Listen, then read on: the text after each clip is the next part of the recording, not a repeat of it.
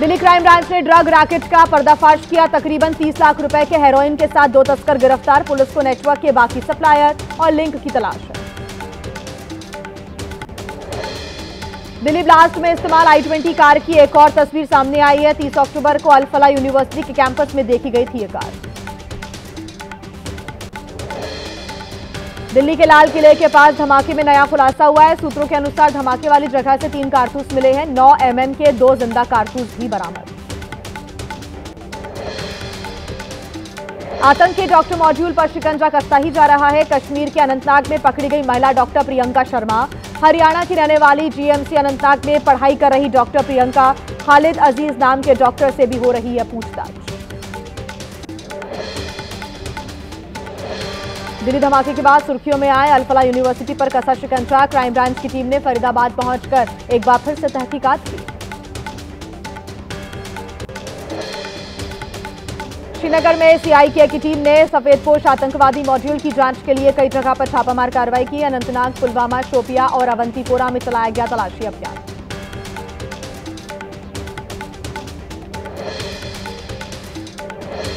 दिल्ली धमाके के संबंध में पश्चिम बंगाल के डॉक्टर जानिसार आलम को एनआईए ने हिरासत में ले लिया है। आलम ने फरीदाबाद की अल फलाह यूनिवर्सिटी से ही एमबीबीएस की थी।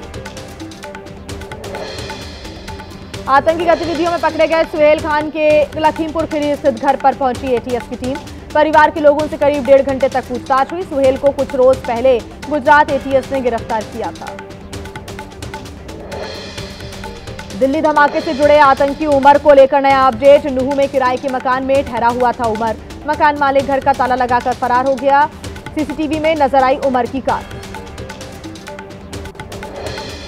एनआईए की टीमें शनिवार को नूह के हिदायत कॉलोनी भी पहुंची। सुबह से शुरू हुई तलाशी और पूछताछ का सिलसिला देर शाम तक जारी रहा। इसी दौरान जांच एजेंसी के हाथ लगा उमर से जुड़ा हुआ एक और अहम सुराग। श्रीनगर के नौगांव में जिस पुलिस स्टेशन में हुआ था धमाका, वहां पर एनएसजी और बम स्क्वाड की टीम छानबीन करने के लिए पहुंची। शुक्रवार की रात को धमाके में 9 लोगों की हुई थी मौत।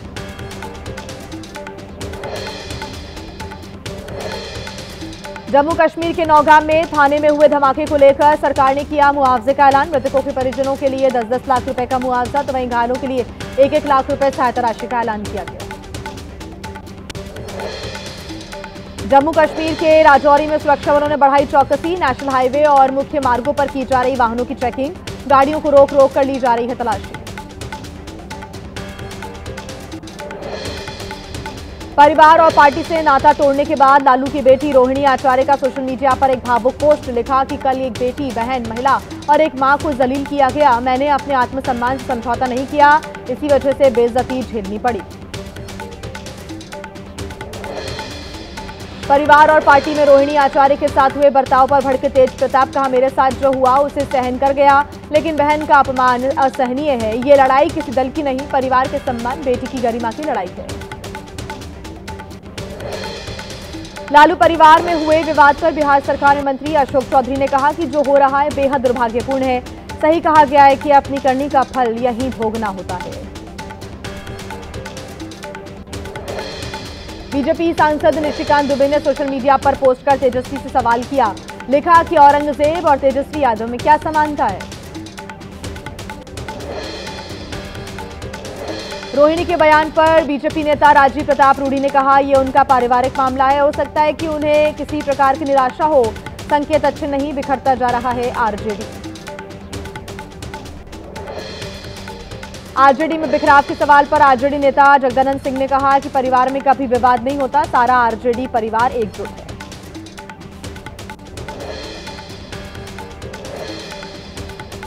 कल शाम या फिर मंगलवार सुबह राजभवन जाकर राज्यपाल को इस्तीफा सौंप सकते हैं नीतीश। 22 नवंबर तक है 17वीं विधानसभा का कार्यकाल। नई सरकार के गठन तक कार्यवाहक सीएम बने रहेंगे नीतीश। केंद्रीय मंत्री नित्यानंद राय ने सीएम आवास पहुंचकर सीएम नीतीश कुमार से मुलाकात की। एनडीए की ऐतिहासिक जीत पर उन्हें बधाई दी। बिहार चुनाव में जीत के बाद मुलाकातों का दौर जारी है। सीएम नीतीश से मिलने के लिए पहुंचे उप मुख्यमंत्री विजय कुमार सिन्हा, जीत की बधाई दी। बिहार में सरकार गठन पर बोले केंद्रीय मंत्री चिराग पासवान, कहा कि आज कुछ केंद्रीय मंत्रियों की मुलाकात होगी, 22 तारीख से पहले सब कुछ तय हो जाएगा। हिंदुस्तानी आवाम मोर्चा के राष्ट्रीय अध्यक्ष संतोष कुमार सुमन का दावा, बिहार में 22 नवंबर से पहले हो जाएगा शपथ ग्रहण। एनडीए की बैठक में सब कुछ तय होगा, राज्यपाल को जल्द भेजा जाएगा पूरा खाका।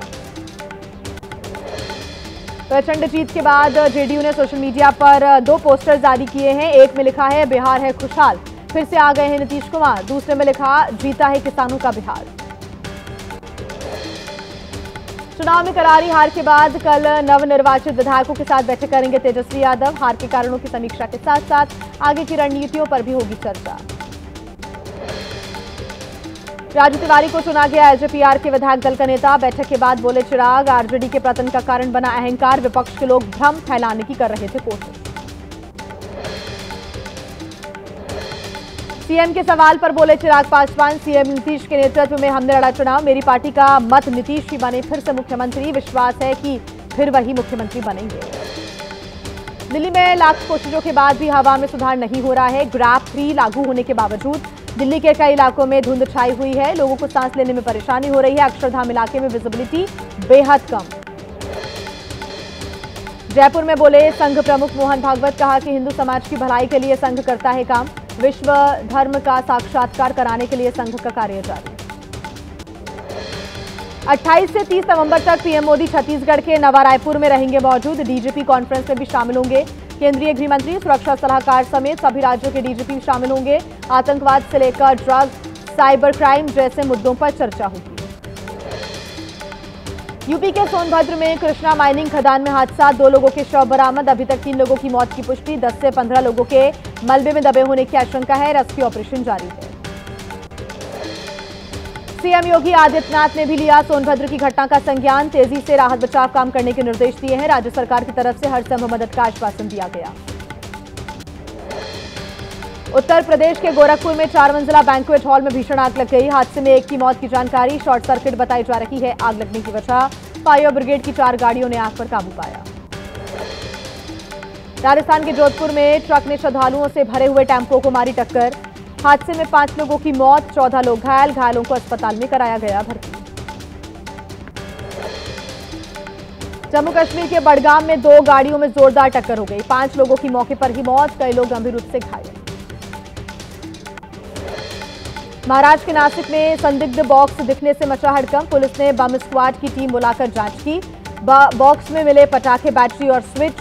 पार्टी में आतिशबाजी की तैयारी। तेलंगाना के जनगाम में खड़े ट्रक से टकराई आरटीसी की बस। हादसे में 2 यात्रियों की मौत, कई यात्री घायल हो गए। बस के आगे का पूरा हिस्सा क्षतिग्रस्त हो गया। महाराष्ट्र के धुले में महिला ने 2 बच्चों के साथ कुएं में कूदकर आत्महत्या कर ली। महिला का पति और ससुराल वाले आत्महत्या के लिए उकसाने के आरोप में गिरफ्तार। भारत नेपाल सीमा पर घुसपैठ की कोशिश नाकाम। एसएसबी और पुलिस ने 2 विदेशी नागरिकों को अरेस्ट किया। दोनों के खिलाफ मामला दर्ज कर जांच शुरू की गई। भुवनेश्वर पुलिस ने किया अवैध हथियारों की तस्करी का खुलासा। स्पेशल क्राइम यूनिट ने बरामद किया हथियारों का जखीरा। 2 आरोपियों को किया गया गिरफ्तार। बिहार से जुड़े अवैध हथियारों की तस्करी के लिंक। कानपुर में युवती को शराब पिलाकर रेप की कोशिश। कुछ युवकों ने होटल में ले जाकर युवती के साथ रेप की कोशिश की। विरोध करने पर की गई मारपीट। राहगीरों की मदद से थाने पहुंची लड़की। एमपी के भोपाल में नकली नोट छापने का हुआ खुलासा। एक युवक अपने घर के अंदर छाप रहा था नकली नोट। मौके से 2 लाख से ज्यादा के नकली नोट बरामद हुए। आरोपी ने ऑनलाइन खरीदा था नोट बनाने का सामान। महाराष्ट्र के अमरावती में किन्नरों का जबरन धर्म परिवर्तन की साजिश का मामला। सांसद अनिल बोंडे से शिकायत करने के लिए कुछ किन्नर पहुंचे। अमरावती का मौलवी धर्म परिवर्तन की साजिश में शामिल। राजस्थान के झालावाड़ में नौकरी दिलाने के नाम पर फर्जीवाड़े का खुलासा हुआ। नर्सिंग ऑफिसर पद पर नौकरी दिलवाने के नाम पर ठगी हुई। प्लेसमेंट एजेंसी संचालक और उसका साथी पकड़ा गया। सिख जत्थे के साथ पाकिस्तान गई सरबजीत कौर। महिला अपना नाम बदलकर और अपना धर्म बदलकर रह रही है। पाकिस्तान के रहने वाले एक शख्स से उसने निकाह कर लिया है। सामने आया निकाह करने का वीडियो। अल्मोड़ा में जंगल में लगी भीषण आग। फायर ब्रिगेड और वन विभाग की टीम ने काफी मशक्कत के बाद आग पर काबू पाया। हापुड़ में हाईवे पर रेलिंग से टकराई बाइक। जोरदार टक्कर के बाद बगैर चालक के करीब 100 मीटर तक बाइक दौड़ती रही। बाइक सवार 2 लोग घायल हो गए। हादसे की तस्वीरें आई सामने। मेरठ जिला अस्पताल में इमरजेंसी वार्ड में मारपीट, डॉक्टर और टीबी वार्ड के कर्मचारी के बीच विवाद में मारपीट हो गई। मरीज को भर्ती न करने पर विवाद हुआ था। कहासुनी के बाद हाथापाई हुई। यूपी के बिजनौर में वन विभाग के द्वारा पिंजरा लगाया गया था, जिसमें गुलदार को कैद किया गया। पिछले काफी समय से ग्रामीणों के लिए दहशत का सबब बना हुआ था गुलदार। एक्सपर्ट्स की टीम ने बाघ का रेस्क्यू किया।